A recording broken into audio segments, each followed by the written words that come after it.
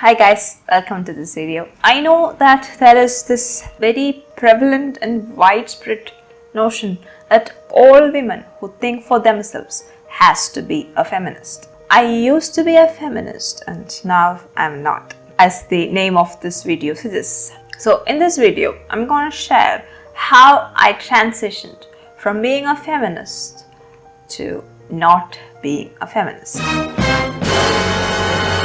So, how did I become a feminist? That would be the first question I should address logically.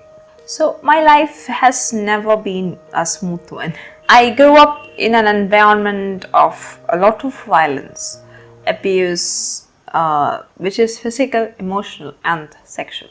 I have been a victim of sexual abuse, I have been a victim of physical abuse, domestic violence,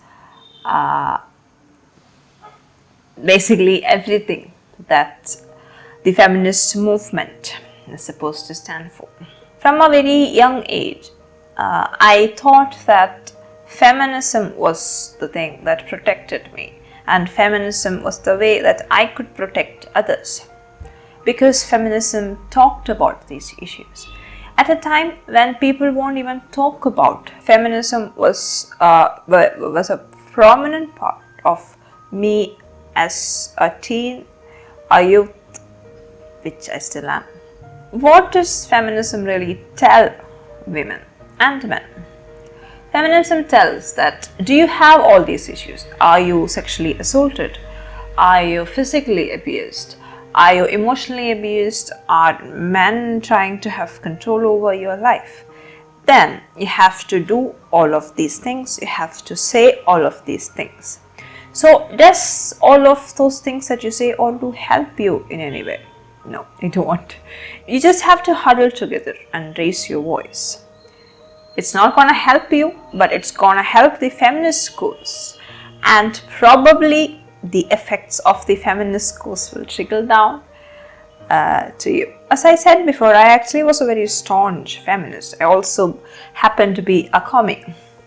So, it was double effect. And in case you don't know, feminism is actually a communist ideology. In the 1800s, maybe it was not, because Marxism did not happen. As soon as Marxism happened and as soon as communism happened in the 1920s or 1917, feminism was almost entirely a communist ideology. Marx has actually said that along with labor, along with natural resources, along with the poor countries, women were also exploited by powerful bourgeois men. So feminism was always a response and a reaction to that exploitation by bourgeois men.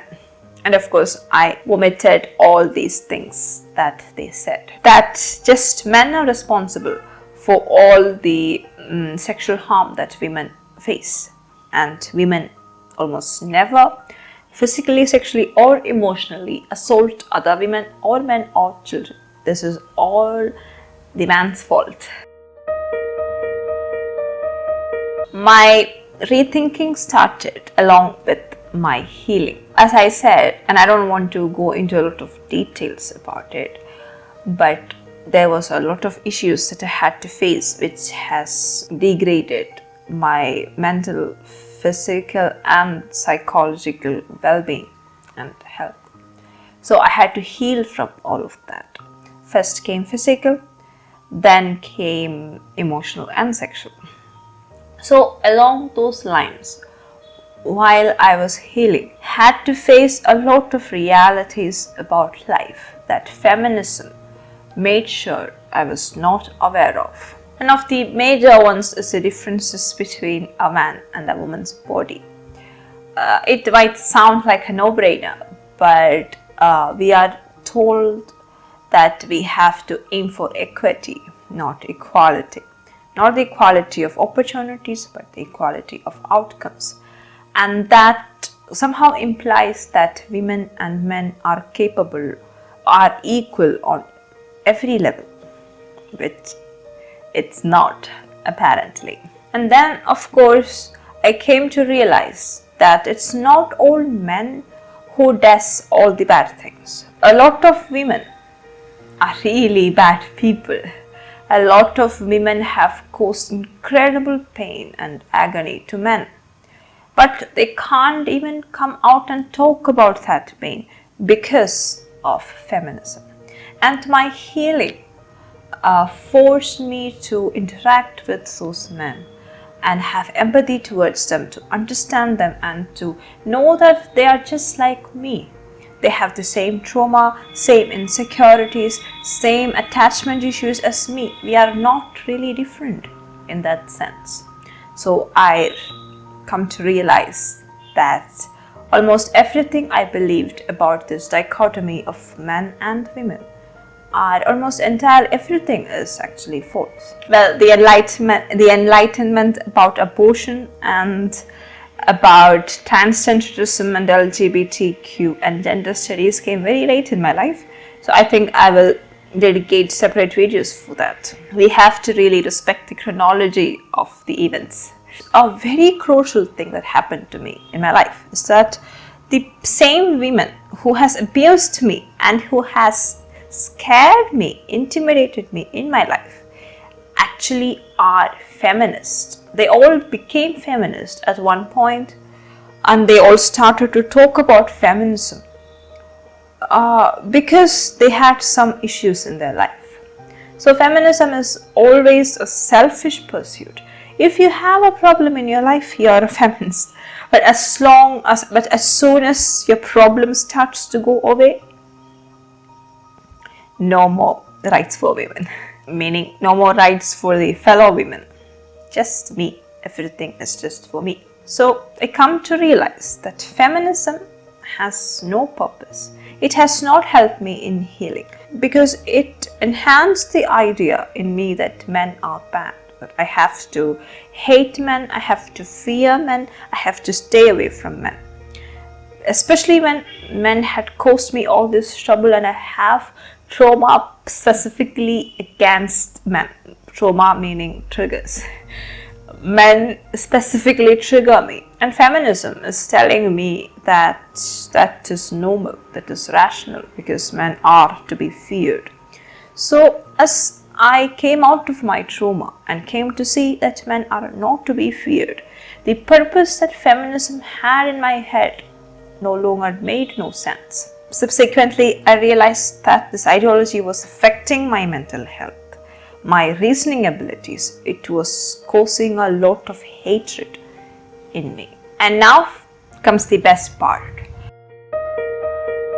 Now I'm no longer a feminist. I have completely distanced myself from this ideology and I completely oppose the ideas that they bring to the world. And now men who are feminists come up and lecture me, shout at me, call me names. I am a misogynist, I am a woman hater, or I'm just confused about the things that's happening. Why are men telling me how to think? Why are men telling me how to live my life? Why are men telling me that it is not safe for me or it is not important for me to have a child, to have a family, to have a home? Why are men doing that to me? Please stop telling me that men hate me. Please stop telling me that having a child is a burden for me. Please stop telling me that being responsible as a woman is a bad thing. Please stop telling me that I'm not as capable or I am victimized or I'm weak as a woman in this world. Please stop telling me that. And please stop telling me that having a home, having a family, taking care of my parents, my home, wanting a home of my own, all of these things are my doom. I know what I want. It's just that what I want is different from what you think an ideal woman would want. That's not my problem.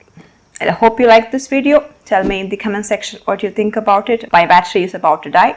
So bye-bye, and don't forget to subscribe to this channel for more content like this. Thank you and have a great time. Share this video with others and follow me on my Instagram and Facebook pages. The links are given in the description.